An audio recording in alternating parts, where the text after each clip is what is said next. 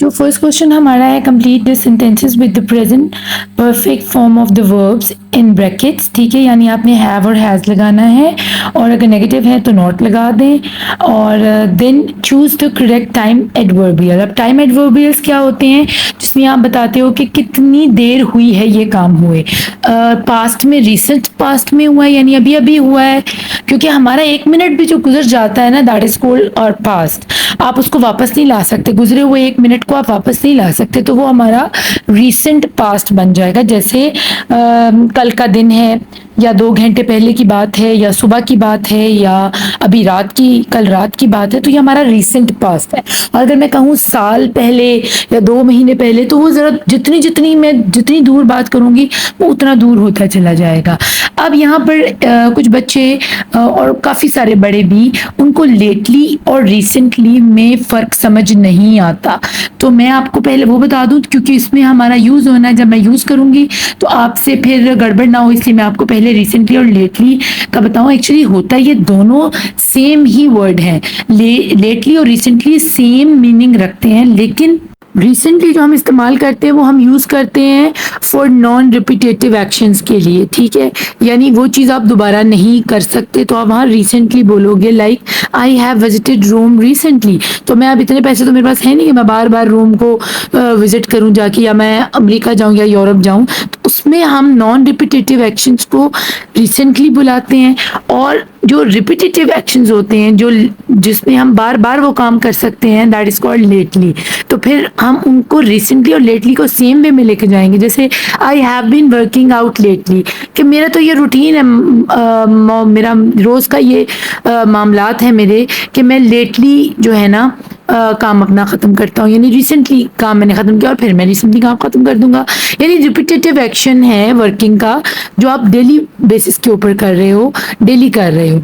तो क्योंकि आप विजिट डेली नहीं कर सकते, तो आप वो बोल दोगे कि नॉन रिपीटेटिव एक्शंस के लिए आप रिसेंटली, और जो आपके रिपीटेटिव एक्शंस हैं जो आप बार बार कर सकते हैं, उसके लिए आप लेटली इस्तेमाल करेंगे। लेकिन मीनिंग दोनों के यही होंगे, अभी अभी। ठीक है ना, कुछ अरसा पहले या कुछ देर पहले। रिसेंटली का यही मतलब होता है, तो लेटली का भी यही मतलब होता है। तो चलते हैं फर्स्ट क्वेश्चन के फर्स्ट पार्ट की तरफ। Sorry I not phone you lately, so far I dash be really busy. तो इसका आंसर होगा सॉरी आई हैव। क्यों? क्योंकि आई लगा, आई वो यू के साथ हम हैव लगाते हैं, आगे नॉट आ रहा है तो आप हैव के साथ उसको मिला दोगे। ठीक है, कॉन्ट्रैक्शन के साथ लिखोगे आई हैवंट। आगे फोन जो है, इट्स अ लिंकिंग वर्ब। ठीक है, तो हम इसके आगे सिर्फ ईडी लगाएंगे तो ये पास्ट पार्टिसिपल में चला जाएगा। So we call it so I haven't phoned you lately. Lately so far इसलिए कि कभी नहीं वो चीज़ हो सकती, और लेटली कि अभी रिसेंटली मैंने तुम्हें फ़ोन नहीं किया। ठीक है, I have been. I have been, क्यों? आई के साथ हैव लगेगा और बी की जगह हम बीन लगाएंगे। बीन क्या है? हमारा लिंकिंग वर्ब आ जाता है। ठीक है, तो I have been really busy. Next है हमारे पास वी डैश बी। अब बी क्या है? वी हैव बीन, आपने यहाँ पर लिखना। ठीक है ना, been is a linking verb.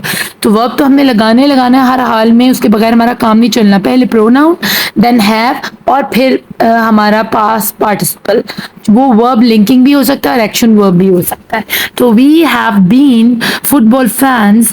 यहाँ पर क्या लिखेंगे?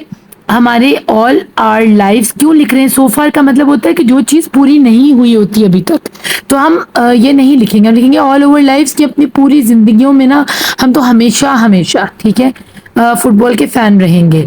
तो हम ये कर लेंगे we have been football fans all our lives. और ऑल ओवर लाइव्स क्या है? That is called time adverbial. Third is the weather. Not B लिखा जा रहा है, तो नॉट बी से मुराद बी इज कॉल्ड बीन, और नॉट आ रहा है तो हम द वेदर कौन है? तो वेदर हमारा सिंगुलर नाउन है। ठीक है, एक है, तो हम यहाँ पर हैज लगाएंगे। द वेदर हैजंट, और नॉट को अलग से नहीं लिखेंगे, हैज के साथ जोड़कर लिखेंगे, जो मैंने आपको पहले बताया। The weather hasn't been very nice lately. और हम लेटली क्यों बुला रहे हैं? क्योंकि रिसेंटली अभी जो मौसम गुजरा है, हो सकता है तूफान होकर गुजरा हो या बहुत तेज बारिश हुई हो, तो वो वही बता रहा है कि इतना अच्छा मौसम नहीं था अभी थोड़ी देर पहले तक। तो सो फार जो है ना, मैंने आपको फिर बताया, सो फार हम इस्तेमाल करते हैं वहाँ पर जहाँ हमें किसी चीज़ का यकीन नहीं होता कि ये कभी होनी भी है, ठीक है। शी या हम ये कहते हैं कि हमें बहुत ज़्यादा उस चीज़ को ना आगे ले जाते हैं कि यकीन में ही वो एक्चुअली आएगा, कि हमें यकीन नहीं होता कि ये कभी हो जाएगी, और अगर ऐसा हो जाए तो भी हम सो फार बोलेंगे कि ये हो गया, हम सोचते नहीं थे कि ये ऐसा हो जाएगा। तो she dash know her best friends. अब शी के साथ आपने जो नो लगाना है उससे पहले आप हैज़ लगाओगे। शी हैज़, क्योंकि शी सिंगुलर नाउन है और हैज़ और हैव हमें इस्तेमाल करना है because we are doing present perfect tense. तो इसकी पहचान यही है कि शी, ही, शी, इट और वो यू देख साथ हैव और हैज़ लगता है। शी हैज़ नोन, नो की third form past participle is known, know, knew, known. Her best friends और हर लाइफ, लेटली इसलिए नहीं लिखेंगे क्योंकि फ्रेंड्स तो आप हमेशा हमेशा के लिए बनाते हो ना, सारी ज़िंदगी के लिए बनाते हो, तो इसलिए हम कहेंगे ऑल हर लाइफ। और उसने अभी नहीं बनाई, वो जानती है अपने दोस्तों को अपनी पूरी ज़िंदगी से, जब से उसने होश संभाला है। इट्स अ गुड बुक, ये बहुत अच्छी किताब है। आई हैव, रीड की थर्ड फॉर्म या पास्ट पार्टिसिपल भी रीड ही होता है, रीड रीड रीड, लेकिन हम उसको रेड बुलाते हैं, स्पेलिंग हम उसको रीड के ही देते हैं। आई हैव रेड बोलेंगे लेकिन न, उसकी जो स्पेलिंग होंगे वो सेम ही रहेंगे। द फर्स्ट 100 पेजेस सो फार, यानी मुझे बुक इतनी अच्छी लगी कि मैंने 100 सफ़े पहले ही पढ़ डाले, यानी मुझे यकीन नहीं था कि मैं ये कर लूँगा, तो इसलिए सो फार इस्तेमाल करेंगे जिसमें आपको किसी चीज़ का यकीन नहीं होता कि ये हो जाएगी, जैसे मैंने आपको ऊपर बताया था। चलो बच्चों, ये तो हो गया हमारा क्वेश्चन नंबर 1। सेकंड क्वेश्चन की तरफ चलते हैं, which is right sentences on this topic with the present perfect. और उसमें आपके एंड में लेटली आना चाहिए, ऑल योर लाइफ आना चाहिए, फिर अगेन लेटली आना चाहिए, सो फार आना चाहिए, सो फार आना चाहिए। पहले सेंटेंस में वो कहते हैं कि something you have learned lately, आपने अभी अभी सीखी हो वो बताएं, कोई ऐसी चीज़ बताएं जो आप चाहते हो करना अपनी ज़िंदगी में। फिर ऐसी कोई चीज़ बताएं जो अपना फ्रेंड जो आपका है जिसको आपने अभी ना देखा हो रिसेंटली। और कंट्रीज़ के बारे में बताएं जो आप विज़िट करना चाहते हैं, आपकी ख्वाहिश है कि आप जाना चाहते हैं लेकिन आप जा नहीं पाते, आपको यकीन नहीं आ रहा कि मैं यहाँ विजिट कर पाऊंगा। और the happiest life event so far, अपने सारे वो इवेंट्स बताएं।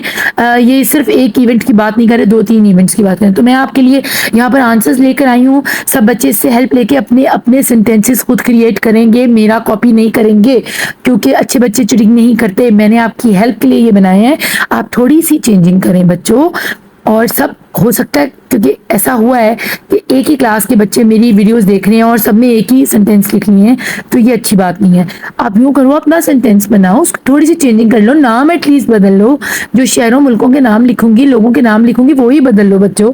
तो प्लीज़ चीटिंग ना किया करो, मैं बड़ी मेहनत से बनाती हूँ, मुझे नहीं अच्छा लगता कि आप लोगों को कोई चीटर बुलाए। तो ये मैं आपकी हेल्प के लिए यहाँ पर आंसर्स दे रही हूँ। So you have to change these answers और अपने खुद से आपने क्रिएट करने आंसर। तो फर्स्ट हम करेंगे, हमने बताना है कि हमने जो नई नई चीज़ सीखी है वो है I have learned how to play the guitar lately. और सेकंड वन इज जिसमें हमने बताना है कि हम क्या करना चाहते हैं अपनी लाइफ में। I have wanted to travel to Paris all my life, और इसकी जगह आप कुछ और किसी और कंट्री का नाम लिख सकते हो, ठीक है। कोई ऐसा स्किल है जो आप सीखना चाहते हो या करना चाहते हो, वो आप फर्स्ट में लिख सकते हो। अब अ friend you haven't seen lately, आपने अभी किसी को नहीं देखा, अपने बहुत करीबी दोस्त को, तो उसके बारे में लिख दो I haven't seen my best friend lately, ठीक है। और I haven't seen my cousin भी आप लिख सकते हो, ठीक है, which is my best friend lately. आप इस तरह करके सिंपल सा बना दो कोई। फोर्थ वन इज कि आप कौन सी कंट्रीज को विजिट करना चाहते हो so far. I have visited Spain, Italy and Greek so far. और सॉरी, करना चाहते नहीं हो, आपने कौन सी कंट्रीज को विजिट किया है सो फार अभी तक। तो वो ये हो गया। फिफ्थ वन इज कि अपनी हैप्पीएस्ट इवेंट शेयर करें। I have sorry, some of the happiest life events so far have been graduating from college, number 1 हो गया। गेटिंग मैरिड नंबर 2 हो गया, एंड हैविंग अ चाइल्ड। अब क्योंकि ये मैंने अपने हिसाब से लिखे हैं, मैं भी बहुत चालाक हूँ, मैंने बच्चों के हिसाब से नहीं लिखे, बच्चे अपने हिसाब से अपने अपने इवेंट्स खुद यहाँ पर लिखेंगे, ठीक है। तो उम्मीद है आपको इस सारे लेक्चर की बड़े मज़े से समझ आई होगी। अपना खूब ख्याल रखिएगा। Next past perfect and future perfect जो है और उसकी एक्सरसाइजेस नेक्स्ट वीडियो में अपलोड करूंगी। ये वीडियो भी मैं 2 पार्ट्स में डालूंगी क्योंकि वीडियो बहुत लेंथी है, अपलोड नहीं होती, फालतू इंटरनेट बिल्कुल नहीं है, मैं थक जाती हूँ। और जितनी वीडियो के दौरान आपको ऐड जाते हैं काइंडली उसको प्लीज़ देखा करें, मुझे सपोर्ट करें बच्चों, ताकि मैं आपके लिए सारी वीडियोज़ को फ़ौरन से अपलोड कर दूँ। Thank you for watching. अल्लाह निगहबान।